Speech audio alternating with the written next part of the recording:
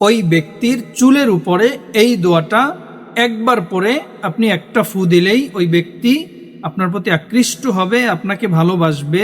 আসসালামু আলাইকুম ওয়া রাহমাতুল্লাহ। সম্মানিত দর্শক, আশা করছি আল্লাহর অশেষ রহমতে সবাই ভালো আছেন, সুস্থ আছেন।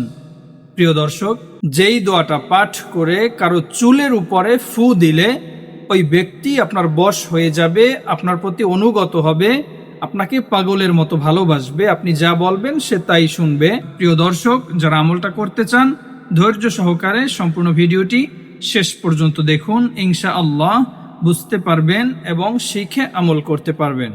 প্রিয় দর্শক, যারা এই চ্যানেলে নতুন সবাই চ্যানেলটা সাবস্ক্রাইব করে পাশে থাকা বেল বাটনটি অল করে দিন, যেন নতুন নতুন ভিডিও আপনি সবার আগে পেতে পারেন। যারা আমলটা করতে চান সবাই কমেন্ট বক্সে কমেন্ট করবেন। আমি বিশেষভাবে সবার জন্য দোয়া করব যেন আল্লাহ তাআলা সবার মনের নেক মাকসাদকে পূরণ করে দেন। আমলটা করতে হলে আপনাকে খেয়াল রাখতে হবে যেন আপনি অজু অবস্থায় থাকেন, আপনার শরীর পাক পবিত্র থাকে।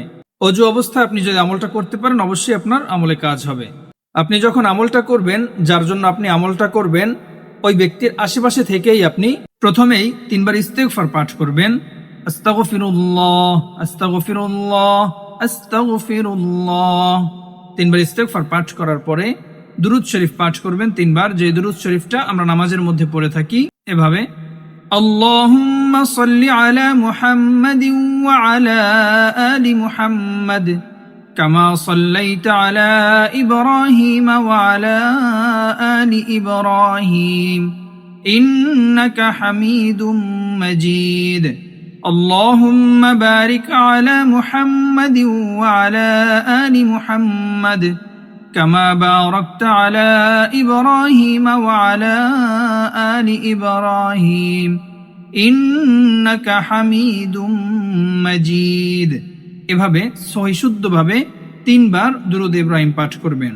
দুরূদ ইব্রাহিম পাঠ করার পরে আপনি যে ব্যক্তিকে আপনার বশ করতে চান, আপনার অনুগত করতে চান, আপনার প্রতি আকৃষ্ট করতে চান, ওই ব্যক্তির চুলের উপরে এই দোয়াটা একবার পরে আপনি একটা ফু দিলেই ওই ব্যক্তি আপনার প্রতি আকৃষ্ট হবে, আপনাকে ভালোবাসবে। আপনি যেই হন না কেন আপনাকে সে পাগলের মতো ভালোবাসবে, আপনার কথায় ওই ব্যক্তি চলবে। দোয়াটি হচ্ছে বিসমিল্লাহ সহকারে একবার পাঠ করবেন। বিসমিল্লাহির রহমানির রহিম ওয়া আলকাইতু আলাইকা মাহাব্বাতাম মিন্নি ওয়া লিতুসনা আলা আইনি।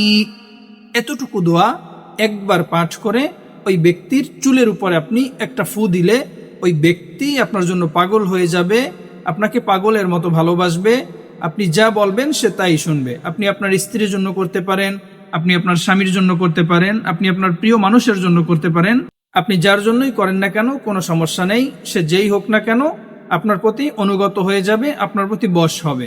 প্রিয় দর্শক, বিশেষ একটি কথা, সেটা হচ্ছে এমন কারো জন্য আমলটা করবেন না যার জন্য আমল করলে ওই ব্যক্তির কোনো সংসারে অশান্তি হয় অথবা কোনো ক্ষতি হয়, এরকম কোনো চিন্তা করে আপনি আমলটা করবেন না। দয়া করে ভালো উদ্দেশ্য নিয়ে, ন্যাক উদ্দেশ্য নিয়ে হালালভাবে আমলটা করবেন, তাহলে অবশ্যই আপনি উপকৃত হবেন, অন্যথায় আপনি কিন্তু ক্ষতিগ্রস্ত হবেন। আজকের মতো এ পর্যন্তই। সবাই ভালো থাকবেন, সুস্থ থাকবেন।